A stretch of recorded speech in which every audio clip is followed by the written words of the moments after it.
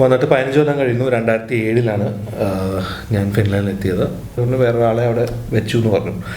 അപ്പം അത് കാരണം എനിക്ക് പുറത്തേക്ക് പഠിക്കാനുള്ള ഒരു ആപ്ലിക്കേഷൻ പീരീഡ് ഞാൻ മിസ് ചെയ്തു. പിന്നെ ഞാനൊരു പോസിബിലിറ്റീസ് ഉണ്ട്. EU-ൽ നമുക്ക് ഇൻഡിവിജ്വൽ ഗ്രാൻഡ്സ് അപ്ലൈ ചെയ്യാം. ഈ ഫ്രഷ് PhD ഗ്രാജുവേറ്റ്സിന് ഇഷ്ടംമാതിരി ഓപ്പർച്യൂണിറ്റീസ് ഉണ്ട് ഫിൻലൻഡിൽ. നോർഡിക് മലയാളിയിലേക്ക് സ്വാഗതം. കഴിഞ്ഞ എപ്പിസോഡിൽ നമ്മളോടൊപ്പം ഉണ്ടായിരുന്നത് PhD റിസർച്ച് സ്റ്റുഡൻ്റായ ശ്രീവേണിയാണ്.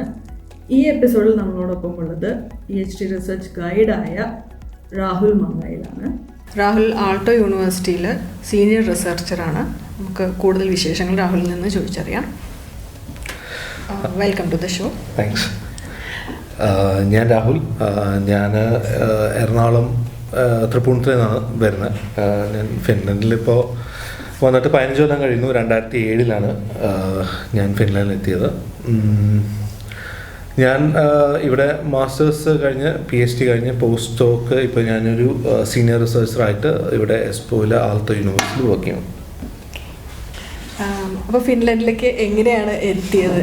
എന്താണ് ഞാൻ എന്താണ് സ്റ്റോറി? അതെ, ഒരു ചെറിയ കഥയാണ്. ഞാൻ നാട്ടിൽ മാസ്റ്റേഴ്സ് ബയോടെക്നോളജി ചെയ്തുകൊണ്ടിരിക്കുകയായിരുന്നു. അപ്പോൾ അവിടുത്തെ മാസ്റ്റേഴ്സ് തീസിസിന് വേണ്ടിയിട്ട് ഞാൻ അഹമ്മദാബാദിലൊരു കമ്പനിയിൽ ഞാൻ തീസിസ് ചെയ്യാൻ പോയിരുന്നു. അപ്പം തീസിസിൻ്റെ ഒരു പീരീഡ് കഴിഞ്ഞപ്പം അവിടെ ഒരു ജോബ് ഓപ്പണിംഗ് ഉണ്ടായി. അപ്പം അവർ എന്നെ എടുക്കാമെന്ന് വാക്കാൽ പറഞ്ഞിരുന്നു. അപ്പോൾ ഞാൻ ഹാപ്പി ആയിട്ട് ഞാൻ വീട്ടിലിരിക്കുകയായിരുന്നു. പക്ഷേ കുറച്ച് കഴിഞ്ഞപ്പം അവരെ ഒന്നും കേട്ടില്ലായിരുന്നു. അപ്പം ഞാൻ വിളിച്ചു വെച്ചപ്പോൾ അവരോട് വേറൊരാളെ അവിടെ വെച്ചു എന്ന് പറഞ്ഞു.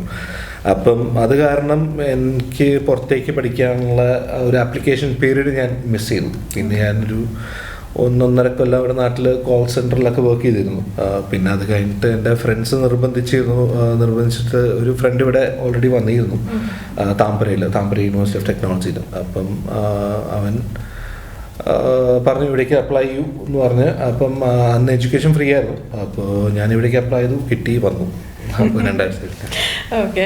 അപ്പോൾ ഒരു മാസ്റ്റർ സ്റ്റുഡൻ്റ് ആയിട്ടാണ് വന്നത്. പിന്നെ ഫിൻലൻഡിലുള്ള കഥ എന്താണ്? മാസ്റ്റേഴ്സ് 2007 ഞാൻ ജോയിൻ ചെയ്തു. പിന്നെ അത് കഴിഞ്ഞ് 2008 ഞാൻ മാസ്റ്റർ തീസിസ് തുടങ്ങി. അപ്പം ഞാൻ അങ്ങനെ ലാബിൽ കയറി പറ്റി അവിടെ താമ്പര യൂണിവേഴ്സിറ്റി ഓഫ് ടെക്നോളജിയിൽ. പിന്നെ 2009 അവസാനം വരെ തീസിസ് നീണ്ടു. പിന്നെ അത് കഴിഞ്ഞിട്ട് 2010 തൊട്ട് PhD തുടങ്ങി. 2015 PhD കഴിഞ്ഞു. പിന്നെ 2015 തൊട്ട് പിന്നെ പോസ്റ്റ്ഡോc റിസർച്ച് വർക്ക്സായി. പിന്നെ അത് കഴിഞ്ഞിട്ട് 2019 എനിക്കൊരു ഗ്രാൻഡ് കിട്ടി. ഇവിടുത്തെ ഫിനിഷ് മിനിസ്ട്രി ഓഫ് എഡ്യൂക്കേഷൻ്റെ ഈ റിസർച്ച് ഒരു പ്രൊവൈഡർ അക്കാഡമി ഓഫ് ഫിൻലൻഡ് എന്ന് പറയും. അപ്പോൾ അവരുടെ ഒരു academy post doctoral research grand കിട്ടിയിരുന്നു 2019. അത് 2022 തീർന്നു. 2022 എനിക്ക് അവരുടെ തന്നെ ഒരു 5 ഇയർ ഗ്രാൻഡ് കിട്ടി. ഇപ്പം ആ ഗ്രാൻഡിലാണ് ഞാൻ ആൾട്ടോ യൂണിവേഴ്സിറ്റിയിൽ വർക്ക് ചെയ്യുന്നത്. എന്താണ് ഇപ്പോൾ വർക്ക് ചെയ്യുന്ന ടോപ്പിക്ക്, സബ്ജക്റ്റ് എന്താണ്? റിസർച്ച് സബ്ജക്റ്റ് എന്താണ്? സബ്ജക്റ്റ് അപ്ലൈഡ് മൈക്രോബയോളജി അല്ലെങ്കിൽ ഇൻഡസ്ട്രിയൽ ബയോടെക്നോളജി ആ ഒരു ഏരിയയിലാണ് വർക്ക് ചെയ്യുന്നത്. ഞാൻ വർക്ക് ചെയ്യുന്ന ഒരു ബാക്ടീരിയനെ വെച്ചിട്ടാണ്. ആ ബാക്ടീരിയ വളരുമ്പം പേപ്പർ ലൈക്ക് സബ്സ്റ്റൻസ് പ്രൊഡ്യൂസ് ചെയ്യും. അപ്പോൾ ബാക്ടീരിയൽ നാനോ സെല്ലുലോസ് എന്നാണ് പറയുന്നത്. അപ്പം അതിൻ്റെ ഒരു റിസർച്ച് വർക്ക്സ് ലോകം എല്ലായിടത്തും നടക്കുന്നുണ്ട്, ഗ്ലോബലി നടക്കുന്നുണ്ട്. പക്ഷേ ഞാൻ ബേസിക്കലി ആ ബാക്ടീരിയയുടെ ജനറ്റിക് എഞ്ചിനീയറിംഗ് ആണ് ചെയ്യുന്നത്. ഇപ്പോൾ ഫിൻലൻഡിൻ്റെ ഗ്രാൻഡ് കിട്ടിയെന്ന് പറഞ്ഞില്ല, അപ്പോൾ അതുപോലെ EU-ന് കുറേ ഗ്രാൻഡ്സ് കൊടുക്കുന്നുണ്ടല്ലോ. അപ്പോൾ അതിൽ നിങ്ങൾക്ക് പോസിബിലിറ്റീസ് എന്താ? അതിൽ പോസിബിലിറ്റീസ് ഉണ്ട്. EU-ൽ നമുക്ക് ഇൻഡിവിജ്വൽ ഗ്രാൻഡ്സ് അപ്ലൈ ചെയ്യാം. ഈ അക്കാഡമി റിസർച്ച് ഫെല്ലോ പോലത്തെ EU-ലെ യൂറോപ്യൻ യൂണിയൻ സ്റ്റാർട്ടിംഗ് ഗ്രാൻഡ് ഉണ്ട്. അത് 2 to 7 years ഓഫ് പോസ്റ്റ്ഡോc എക്സ്പീരിയൻസ് ഉള്ള 2 to 8 years ഓഫ് പോസ്റ്റ്ഡോc എക്സ്പീരിയൻസ് ഉള്ള ആൾക്കാർക്കാണ് സ്റ്റാർട്ടിംഗ് ഗ്രാൻഡ് അപ്ലൈ ചെയ്യാൻ പറ്റുക. ഞാനത് കഴിഞ്ഞ കൊല്ലം ഞാൻ ഈ അക്കാഡമിക് റിസർച്ച് ഫെല്ലോ അപ്ലൈ ചെയ്യുന്ന സമയത്ത് ഞാൻ വേറെ ഒരു 2 ഗ്രാൻഡ് കൂടി അപ്ലൈ ചെയ്തിരുന്നു. ഈ യൂറോപ്യൻ യൂണിയൻ്റെ തന്നെ മേരി ക്യൂരി ഇൻഡിവിജ്വൽ ഫെലോഷിപ്പ് ഉണ്ട്. അപ്പോൾ ഞാൻ അതിന് അപ്ലൈ ചെയ്തിരുന്നു. പിന്നെ യൂണിവേഴ്സിറ്റി അപ്പം ആ ഒരു 3 ഗ്രാൻഡ്സ് അപ്ലൈ ചെയ്തിരുന്നു. അപ്പോൾ അത് കാരണം ഇതിന് അപ്ലൈ ചെയ്യാൻ പറ്റിയില്ല. അപ്പം എൻ്റെ കാലാവധി കഴിഞ്ഞു. പക്ഷെ അത് കഴിഞ്ഞ് പിന്നെ ഒരു കൺസോളിഡേറ്റഡ് ഗ്രാൻഡ് ഉണ്ട് എന്ന് വെച്ചാൽ 7 to 12 years of post doc experience. അത് ബേസിക്കലി ടാർഗറ്റ് ചെയ്യുന്നത് ടെനുവർ ട്രാക്ക് പ്രൊഫസേഴ്സിനെയാണ് മെയിനായിട്ടും ടാർഗറ്റ് ചെയ്യുന്നത്. അപ്പോൾ അവർക്ക് ഈ പറഞ്ഞ പോലെ നെക്സ്റ്റ് 5 yearsലേക്ക് അവർ റിസർച്ച് ഫണ്ട് ചെയ്യും. അങ്ങനെ പിന്നെ അതല്ലാതെ യൂറോപ്യൻ യൂണിയൻ പ്രോജക്റ്റിനും നമുക്ക് അപ്ലൈ ചെയ്യാം. പക്ഷേ അതിന് നമുക്കൊരു പെർമനൻറ്റ് പൊസിഷൻ വേണം. യൂണിവേഴ്സിറ്റിയിൽ പെർമനൻറ്റ് പൊസിഷൻ അറ്റ്ലീസ്റ്റ് ആ ഒരു ഇപ്പോൾ 5 year ആണെങ്കിൽ ആ 5 yearലേക്ക് നമുക്കൊരു പെർമനൻറ്റ് ഒരു പൊസിഷൻ യൂണിവേഴ്സിറ്റിയിൽ നമുക്ക് അപ്ലൈ ചെയ്യാം. നാട്ടിലും ഇവിടെയും മാസ്റ്റേഴ്സ് ചെയ്തിട്ടുണ്ടല്ലോ, എന്താണ് രണ്ടും തമ്മിൽ വ്യത്യാസം തോന്നിയിട്ടുള്ള വല്ലതും ഉണ്ടോ? നല്ല വ്യത്യാസമുണ്ട്. ഇപ്പം നാട്ടിൽ നമുക്കൊരു സ്ട്രക്ചേർഡ് കരിക്കുലമാണ്, ഒരു സ്ട്രിക്റ്റ് കരിക്കുലമാണ്. എന്ന് വെച്ചാൽ അതിനകത്തുള്ള എല്ലാ കോഴ്സസും നമ്മൾ കംപ്ലീറ്റ് ചെയ്യണം നമുക്ക് ആ മാസ്റ്റേഴ്സ് കിട്ടണമെങ്കിൽ. പക്ഷേ ഇവിടെ കുറച്ചുകൂടി ഫ്ലെക്സിബിളാണ്. ഇവിടെ ഫ്ലെക്സിബിളാണെന്ന് പറയാൻ കാരണം നമുക്ക് ഒരു സെറ്റ് ഓഫ് കമ്പൽസറി കോഴ്സസ് ഉണ്ടാവും. പിന്നെ അത് കഴിഞ്ഞിട്ട് ബാക്കിയുള്ളത് നമുക്ക് ഓപ്റ്റ് ചെയ്യാം. വേണമെങ്കിൽ നമുക്ക് ഇതെടുക്കാം. പിന്നെ അല്ലെങ്കിൽ നമുക്ക് ഇൻട്രസ്റ്റ് ഉള്ള വേറെ ഏതെങ്കിലും സബ്ജക്റ്റിൽ, ഫോർ എക്സാമ്പിൾ ഞാൻ സയൻസ് ആൻഡ് ബയോ എഞ്ചിനീയറിംഗ് ആയിരുന്നു ഇവിടുന്ന് മാസ്റ്റേഴ്സിന് ചെയ്തിരുന്നത്. അപ്പം പക്ഷേ ഞാൻ ബയോമെഡിക്കലിൽ നിന്ന് കുറച്ച് കോഴ്സസ് എടുത്തിരുന്നു. അപ്പോൾ നമുക്ക് ഇഷ്ടമുള്ള നമുക്ക് ആ കോഴ്സസ് കമ്പാറ്റബിൾ ആണെന്ന് നമുക്ക് പ്രൂവ് ചെയ്യാൻ പറ്റി. നമുക്കത് സബ്സ്റ്റാൻഷിയേറ്റ് പ്രൂവ് ചെയ്യാൻ പറ്റിക്കഴിഞ്ഞാൽ നമുക്ക് ആ ക്രെഡിറ്റ്സ് നമ്മുടെ മാസ്റ്റേഴ്സിന് വേണ്ടി ഉപയോഗിക്കാൻ പറ്റും.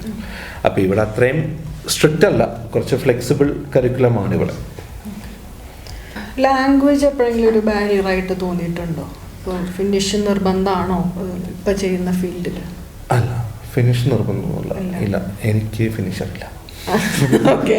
അല്ല, പക്ഷെ അപ്പൊ ഈ കൊളീഗ്സ് ഒക്കെ ആയിട്ട് കമ്മ്യൂണിക്കേറ്റ് ചെയ്യാൻ ഇംഗ്ലീഷ് ധാരാളം. ഈ ഗ്രാൻഡ് അപ്ലൈ ചെയ്യുമ്പോൾ അതൊരു നിബന്ധനയല്ല? ഫിൻലൻഡിലെ ഗ്രാൻഡ്സ് അപ്ലൈ ചെയ്യുമ്പോൾ ഇല്ല, അതൊരു നിബന്ധനയല്ല. പക്ഷെ ചില ഫണ്ടിങ് ഏജൻസീസ് ഉണ്ട്, അവര് ഫണ്ടിങ് ഗ്രാൻഡ് ഫിനിഷിൽ എഴുതണം. പക്ഷെ എന്തായാലും അവര് ഗ്രാൻഡ് കൊടുക്കുന്നത് ഫിൻസിനായിരിക്കും അവര് കൊടുക്കുന്നത്. അപ്പം പിന്നെ നമ്മളതിൽ അപ്ലൈ ചെയ്യുന്നില്ല. ഓക്കെ. പോസ്റ്റ് ഡോക്ടറൽ കഴിഞ്ഞാൽ അല്ലെങ്കിൽ റിസർച്ച് കഴിഞ്ഞാൽ മാസ്റ്റേഴ്സ് കഴിഞ്ഞ് ഇതൊക്കെ കഴിഞ്ഞാൽ ഇൻഡസ്ട്രി വൈസ് ജോബ് ഓപ്പർച്യൂണിറ്റീസ് എങ്ങനെയാണ്? ഞാൻ കണ്ടേക്കുന്നത് ഇവിടെ അത് ഓരോ ഫീൽഡിനും വ്യത്യാസമായിട്ടിരിക്കും. ഇപ്പം എൻ്റെ ഒരു ഫീൽഡ് ഞാൻ കണ്ടേക്കുന്നതെന്ന് വെച്ചാൽ മാസ്റ്റേഴ്സ് കഴിഞ്ഞവർക്ക് ഇഷ്ടംമാതിരി ഓപ്പർച്യൂണിറ്റീസ് ഞാൻ കണ്ടിട്ടുണ്ട് ഇൻഡസ്ട്രീസിന്. പിന്നെ ചില ആൾക്കാർ ഒന്നിനെയും മാസ്റ്റേഴ്സ് കഴിഞ്ഞ് പോകും. പിന്നെ അത് കഴിഞ്ഞിട്ട് അവർ തിരിച്ച് അക്കാഡമിക്സിൽ വന്ന് PhD എടുത്തിട്ട് സെയിം കമ്പനിയിൽ കുറച്ചുകൂടി ഹയർ പൊസിഷനിലേക്ക് അവർ പ്രൊമോട്ട് ചെയ്ത് അങ്ങനെ ചെയ്യാറുണ്ട്. പിന്നെ PhD കഴിഞ്ഞവർക്കും ഫ്രഷ് PhD ഗ്രാജുവേറ്റ്സിന് ഇഷ്ടംമാതിരി ഓപ്പർച്യൂണിറ്റീസ് ഉണ്ട് ഫിൻലൻഡിൽ. പുറമേ ഇഷ്ടംമാതിരി ഉണ്ട്. ഫ്രഷ് PhD ഗ്രാജുവേറ്റ്സിന് നല്ല ഓപ്പർച്യൂണിറ്റി ഉണ്ട്. പിന്നെ ഒരു പോസ്റ്റ് ഡോക് ഞാൻ കണ്ടേക്കുന്ന വെച്ചാൽ up until 2 years of post doc, ആ സമയം വരെ നമുക്ക് ഇഷ്ടംമാതിരി ഓപ്പർച്യൂണിറ്റീസ് ഉണ്ട്. പക്ഷേ 2 വർഷം കഴിഞ്ഞാൽ പതുക്കെ നമ്മൾ ഓവർ ക്വാളിഫൈഡ് ആയിട്ട് തോന്നും. പക്ഷേ അത് നമുക്ക് അങ്ങനെ ഡെഫിനറ്റായിട്ട് പറയാൻ പറ്റില്ല. വേറെ എൻ്റെ സുഹൃത്തുക്കൾക്ക് കിട്ടിയിട്ടുണ്ട്, അവർക്ക് ഒരു 7 years ഓഫ് പോസ്റ്റ് ഡോക് ആയിട്ടുണ്ട്. പക്ഷെ എന്നാലും അവർക്ക് വേറെ ഫിൻലൻഡിലല്ല, പക്ഷെ പുറമെ ഇൻഡസ്ട്രീസിന് ജോലി കിട്ടിയിട്ടുണ്ട്. അപ്പോൾ അത് ഫീൽഡ് അനുസരിച്ച് ഇരിക്കും. ഇപ്പോൾ സ്റ്റുഡൻസിന് ഗൈഡ് ചെയ്യേണ്ട സാഹചര്യങ്ങൾ ഉണ്ടായിട്ടുണ്ടോ? അതോ സ്റ്റുഡൻസിന് യെസ്. അപ്പം നമ്മളിപ്പോൾ PhD ടൈംസിൽ നമ്മൾ മാസ്റ്റർ സ്റ്റുഡൻസിനെ നമ്മൾ സൂപ്പർവൈസ് ചെയ്യേണ്ടി വരും. ഇപ്പം എനിക്ക് കിട്ടിയേക്കുന്ന ഈ 5 year ഗ്രാൻറ്റിൽ എനിക്കൊരു പോസ്റ്റ് ഡോക്കിനെയും ഒരു PhD സ്റ്റുഡൻറ്റിനെയും ഹയർ ചെയ്യാം. അപ്പോൾ ഒരു പോസ്റ്റ് ഡോക്കിനെ ഇപ്പം ഹയർ ചെയ്തിട്ടുണ്ട്. അപ്പോൾ ഒരു PhD സ്റ്റുഡൻറ്റിനെ ഏപ്രിൽ ആകുമ്പം ആ കോൾ ഓപ്പൺ ചെയ്യണം. പിന്നെ അതല്ലാതെ മാസ്റ്റർ സ്റ്റുഡൻസിനെയും ഞാൻ സൂപ്പർവൈസ് ചെയ്യുന്നുണ്ട്.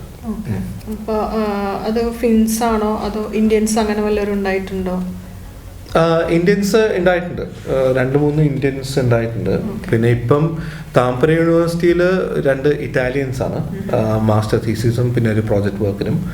ഇവിടെ ബ്രസീലിൽ നിന്നുള്ളൊരു സ്റ്റുഡൻ്റാണ് പോസ്റ്റ് ഡോക്കിന് വർക്ക് ചെയ്യുന്നത്.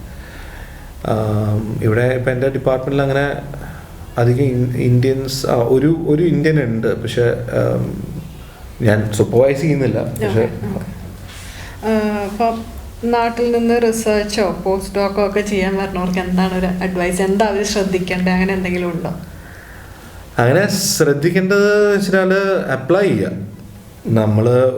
നമുക്ക് ഇഷ്ടപ്പെട്ട ഒരു ടോപ്പിക്ക് ഉണ്ടെങ്കിൽ, നമുക്ക് ഇങ്ങോട്ടേക്ക് ഇഷ്ടപ്പെട്ട ഒരു യൂണിവേഴ്സിറ്റി ഉണ്ടെങ്കിൽ, അല്ലെങ്കിൽ നിങ്ങൾ റിസർച്ച് ഫോളോ ചെയ്യുകയാണെങ്കിൽ നമുക്ക് ഈ റിസർച്ച് പേപ്പേഴ്സിൽ നിന്ന് നമുക്ക് ചില പ്രൊഫസർമാരെ നമുക്ക് ഐഡൻറ്റിഫൈ ചെയ്യാൻ പറ്റും. നമ്മുടെ വർക്ക് ഇവരായിട്ട്, അല്ലെങ്കിൽ നമുക്ക് ഇവർ ചെയ്യുന്ന വർക്ക് ചെയ്യാൻ താല്പര്യമുണ്ടെന്ന് പറഞ്ഞാൽ അവരെ കോണ്ടാക്ട് ചെയ്യുക. ആദ്യം ഓപ്പൺ പൊസിഷൻസ് ഉണ്ടോ നോക്കുക, അവർ വർക്ക് ചെയ്യുന്ന യൂണിവേഴ്സിറ്റിയിൽ. ഇല്ലെങ്കിൽ അവരെ കോണ്ടാക്ട് ചെയ്യുക. ഞാൻ പലപ്പോഴും കണ്ടിട്ടുണ്ട്, ഇപ്പം എനിക്കാണെങ്കിലും ഞാൻ PhD സമയത്ത് എനിക്ക് പേടിയായിരുന്നു കോണ്ടാക്ട് ചെയ്യാൻ. നമുക്കറിയില്ല അവർ, പക്ഷേ നമുക്ക് അവരെ കോണ്ടാക്ട് ചെയ്യുമ്പോൾ നമുക്ക് നല്ല സൂപ്പർവൈസറാണോ നല്ലൊരു റിസർച്ചറാണോ എന്നുള്ളത് നമുക്ക് ആക്ച്വലി അവരുടെ റിപ്ലൈ ഇമെയിലിൽ നിന്ന് തന്നെ മനസ്സിലാക്കാൻ പറ്റും. അപ്പോൾ അവർ റിപ്ലൈ ചെയ്ത് കഴിഞ്ഞാൽ അതിൻ്റെ അർത്ഥം എന്ന് വെച്ചാൽ അവർ നല്ല പ്രൊആക്റ്റീവായിട്ടുള്ളൊരു റിസർച്ചറാണ്. അവർക്ക് ചിലപ്പം അവരുടെ കയ്യിൽ വേറെ ഗ്രാൻസ് ഉണ്ടാകും. അപ്പോൾ നമ്മൾ അപ്ലൈ ചെയ്യുമ്പം അവർക്ക് പുതിയ ഗ്രാൻസ് ഉണ്ടാകും. ചിലപ്പോൾ അവർ പുതിയ ആൾക്കാരെ തപ്പി നടക്കുന്നുണ്ടാവും. അപ്പോൾ ശരിക്കും നമ്മൾ അവർക്കും ഒരു ഹെൽപ്പാണ് ചെയ്യുന്നത്. ഇപ്പോൾ നമ്മുടെ CV അയച്ചു കൊടുക്കുക. പക്ഷേ ഈ കോണ്ടാക്ട് ചെയ്യുന്നതിന് മുമ്പ് നമ്മൾ തറവായിട്ട് പഠിക്കണം. അവരെ ബാക്ക്ഗ്രൗണ്ട് പഠിക്കണം, അവരുടെ റിസർച്ച് വർക്ക്സ് പഠിക്കണം. പിന്നെ നമ്മൾ അപ്ലൈ ചെയ്യുന്ന ആപ്ലിക്കേഷൻ ലെറ്റർ ഒട്ടും ജനറിക് ആവാൻ പാടില്ല. നമ്മൾ ടു ദ പോയിന്റ് എന്താ നമുക്ക് വേണ്ടതെന്നുള്ളത് നമ്മൾ കറക്റ്റായിട്ട് എഴുതി അപ്ലൈ ചെയ്യുക. പിന്നെ ഓപ്പൺ പൊസിഷൻസ് അപ്ലൈ ചെയ്യുക. പിന്നെ ചിലപ്പം അവർ പറയും ഓക്കെ എൻ്റെ കയ്യിൽ ഗ്രാൻസ് ഒന്നുമില്ല, ബട്ട് നമുക്ക് ഒരു ഫണ്ടിങ് ഒരു റിസർച്ച് ഫണ്ടിങ്ങിന് അപ്ലൈ ചെയ്യാമെന്ന് പറയാം. അപ്പം അങ്ങനെയൊക്കെയാണ് നമ്മൾ ഇത് ഓപ്പൺ അപ്പ് ആവുന്നത്. ഒരു നമ്മൾ ഏത് റിസർച്ച് ഗ്രാൻഡിന് അപ്ലൈ ചെയ്യുമ്പോഴും അവർ ഡാറ്റ മാനേജ്മെൻറ്റ് പ്ലാൻ സബ്മിറ്റ് ചെയ്യണം എന്ന് പറയും. അപ്പം അവർ ഉദ്ദേശിക്കുന്നത് എന്താണെന്ന് വെച്ചാൽ നമ്മൾ എങ്ങനെ നമ്മുടെ ഡാറ്റ ഹാൻഡിൽ ചെയ്യും. ഫോർ എക്സാമ്പിൾ, നമുക്ക് ലാർജ് വോള്യൂംസ് ഓഫ് ഡാറ്റ ഉണ്ടെങ്കിൽ നമുക്ക് ഒരു സ്ഥലത്ത് നമുക്ക് ഒരിക്കലും പറയാൻ പറ്റില്ല നമ്മുടെ പേഴ്സണൽ ഡ്രൈവിലോ അല്ലെങ്കിൽ ലാപ്ടോപ്പിലോ ഒക്കെ സ്റ്റോർ ചെയ്യും എന്ന് പറയാം. അപ്പം അതൊരു ഡാറ്റ തെഫ്റ്റിനുള്ളൊരു ചാൻസസ് കൂടുതലാണ്. അപ്പം മെയിനായിട്ടും ഇവർ യൂണിവേഴ്സിറ്റിയിലെ ഓരോ റെപ്പോസിറ്ററീസിലേക്കാണ്. അപ്പം അത് കുറച്ചുകൂടി സെക്യൂർഡാണ്. പിന്നെ എൻ്റെ ഫീൽഡിൽ ഈ ഡാറ്റ തെഫ്റ്റ് ഇപ്പം എന്തെങ്കിലും ഒരു യുണീക്ക് ആയിട്ടുള്ളൊരു ഇൻവെൻഷനോ ഡിസ്കവറി ഉണ്ടെങ്കിൽ അത് ഓബ്വിയസ്ലി പേറ്റന്റ് റൈറ്റ്സിന് അപ്ലൈ ചെയ്യും. അപ്പം അങ്ങനെ നമുക്കത് നമ്മുടെ സേഫാക്കി വയ്ക്കാം. പിന്നെ എനിക്ക് തോന്നിയത് കൂടുതലും IT റിലേറ്റഡ് ആണ്. പക്ഷെ എന്നാലും നമ്മൾ എന്തൊക്കെ ഡാറ്റയാണോ നമ്മൾ പ്രൊഡ്യൂസ് ചെയ്യുന്നത് നമ്മുടെ ഈ പ്രോജക്റ്റിൽ നിന്ന്, ആ ഡാറ്റ ഈ പറഞ്ഞ പോലെ വേറെ ഫ്രീ റെപ്പോസിറ്ററീസ് ഉണ്ട്, ഗ്ലോബൽ റെപ്പോസിറ്ററീസ് ഉണ്ട്. അത് അവിടെ നമുക്ക് ഡാറ്റ പെർമനൻ്റ് ആയിട്ട് നമുക്ക് സ്റ്റോർ ചെയ്യാൻ പറ്റും. മാസ്റ്റേഴ്സിന് ഇങ്ങോട്ട് വരുമ്പോൾ എന്താണ് ലിവിങ് എക്സ്പെൻസ് അല്ലെങ്കിൽ വേറെ ജോലി ചെയ്യേണ്ടതായിട്ടൊക്കെ വരുന്നുണ്ടോ? മാസ്റ്റേഴ്സിന് നമ്മൾ ഇങ്ങോട്ടേക്ക് വരുമ്പം ഓഫ് കോഴ്സ് നമ്മളെ സപ്പോർട്ട് ചെയ്യാൻ, കുറച്ച് നാളെ സപ്പോർട്ട് ചെയ്യാൻ നമ്മൾ കുറച്ച് മന്ത്സ് കരുതി വയ്ക്കണം. പക്ഷേ ഇവിടെ പാർട്ട് ടൈം ജോലികൾ, ഇപ്പം ഞാൻ വന്ന സമയത്ത് ഞാൻ കുറച്ച് ക്ലീനിങ് ജോലികളിൽ പോയിരുന്നു. അങ്ങനെ കുറച്ച് പാർട്ട് ടൈം. പിന്നെ ഇവിടെ പേപ്പർ ഡെലിവറി, അതൊരു വേറെ പാർട്ട് ടൈം ജോലിയാണ് ഇവിടെ പിള്ളേർ ചെയ്യുന്നത്. ഫുഡ് ഡെലിവറി വേറെയാണ്. പക്ഷേ മാസ്റ്റർ തീസിസ് ചെയ്യാൻ കിട്ടിക്കഴിഞ്ഞാൽ ചില ഡിപ്പാർട്ട്മെൻറ്റ്സിൽ അവർ ഫണ്ടഡ് തീസിസ് വർക്ക് ആയിരിക്കും. അല്ലെങ്കിൽ മാസ്റ്റർ തീസിസിന് മുന്നേ ഇവർ നമ്മുടെ മോട്ടിവേഷൻ, ഇപ്പം ഫോർ എക്സാമ്പിൾ നമ്മൾക്ക് ലാബിൽ വർക്ക് ചെയ്യണം എന്ന് നമ്മൾ പറയും, പക്ഷേ നമുക്ക് ശരിക്കും അത് വർക്ക് ചെയ്യാനുള്ള മോട്ടിവേഷൻ ഉണ്ടോ, നമുക്ക് റിസർച്ചിൽ മോട്ടിവേഷൻ ഉണ്ടോ എന്ന് ഇവർ ചെക്ക് ചെയ്യണമെന്ന് വെച്ചാൽ ഇവർ നമുക്കൊരു 2 months സമ്മർ ജോബ് തരും. അതൊരു പെയ്ഡ് സമ്മർ ജോബ് തന്നെയായിരിക്കും. അപ്പോൾ അതിൽ നിന്നും അവർക്ക് മനസ്സിലാക്കാൻ പറ്റും നമ്മുടെ കപ്പാസിറ്റി എങ്ങനെയാണ്, നമുക്ക് ലാബിൽ വർക്ക് ചെയ്യാൻ പറ്റും, നമുക്ക് പ്രോട്ടോകോൾസ് ഫോളോ ചെയ്യാൻ പറ്റും, അതൊക്കെ നമുക്ക് നോക്കും. പിന്നെ അത് കഴിഞ്ഞിട്ട് ഇവർക്ക് വേറെ ഓപ്പണിങ്സ് വരുമ്പോൾ, തീസിസ് ഓപ്പണിങ്സ് വരുമ്പോൾ ഇവർ ചിലപ്പോൾ നമ്മളെ കോൺടാക്ട് ചെയ്യും, അല്ലെങ്കിൽ നമ്മൾ അപ്ലൈ ചെയ്യേണ്ടി വരും. അപ്പം ഓരോന്ന് അപ്ലൈ ചെയ്യുമ്പം അത് ഞാൻ മനസ്സിലാക്കിയാണ് അത് നമ്മുടെ ഒരു മോട്ടിവേഷനെ കാണിക്കുകയാണ്. പിന്നെ ഇവർ പറയുന്നത് വെച്ചാൽ അപ്ലൈ ചെയ്തില്ലെങ്കിൽ എന്തായാലും കിട്ടില്ല, അപ്ലൈ ചെയ്താൽ കിട്ടാനുള്ള ചാൻസ് കുറച്ചും കൂടി ഉണ്ട്. അപ്പം അപ്ലൈ ചെയ്യാം. ഇത്രയും നേരം നമ്മളോടൊപ്പം സമയം ചെലവഴിച്ച രാഹുലിന് ഒരുപാട് നന്ദി. Thank you.